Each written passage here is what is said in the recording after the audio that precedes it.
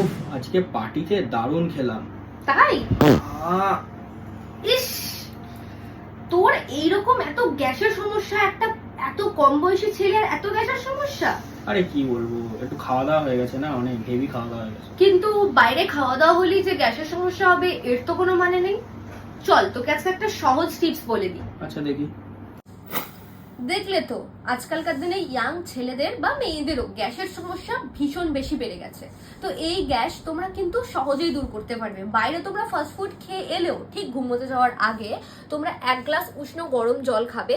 সেই গরম জলটা খাওয়ার পরে তোমরা একদম বিছানায় শুতে এসে এইভাবে পা ছড়াবে, বডিটাকে স্ট্রেট রাখবে অ্যান্ড দেন বজ্রাসন করে বসবে। তোমরা হয়তো ভাবছো এই সহজ আসনে গ্যাসের সমস্যা চলে যাবে, একদম গ্যারান্টেড। এটা করলেই তোমাদের সঙ্গে সঙ্গে ঢেকুর হবে বা তোমাদের পেটটা দেখবে আস্তে আস্তে গ্যাস কিন্তু পুরো ক্লিয়ার হয়ে যাবে। তো এইভাবে করো, দেখবে